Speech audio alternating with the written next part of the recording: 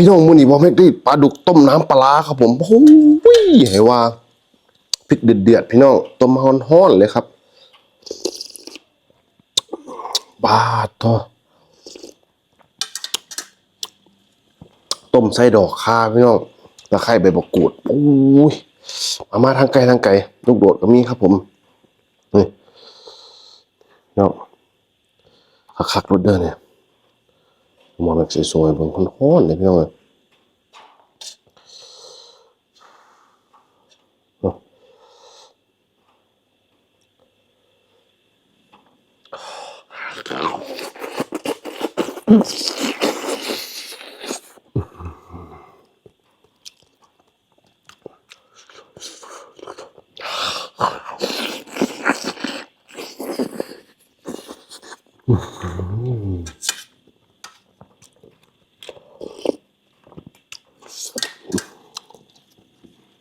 เบิ่งอดทนพี่น้องดอกข่าเห็นบ่ครับ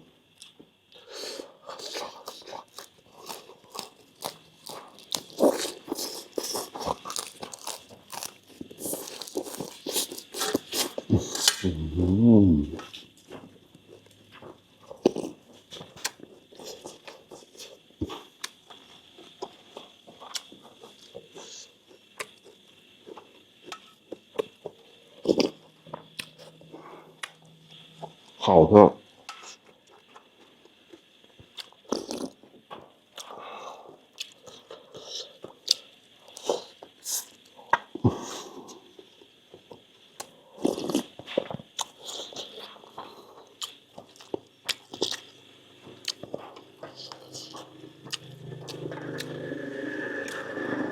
แซ่บกันพี่น้อง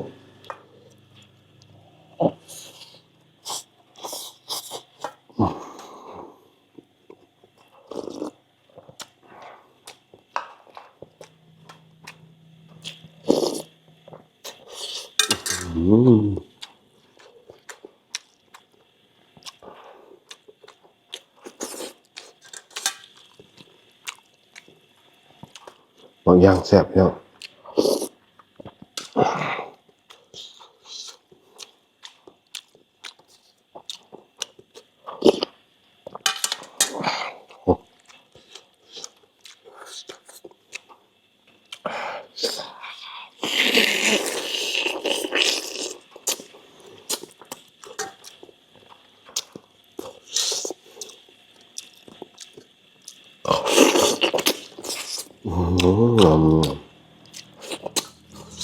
มัน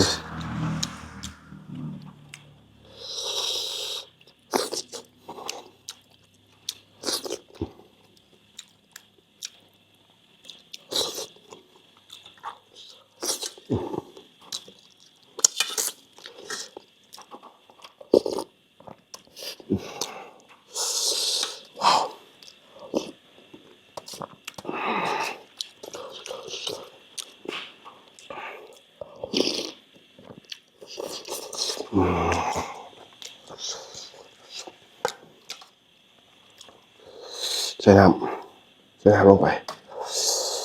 สดกินมันเลยพี่น้อง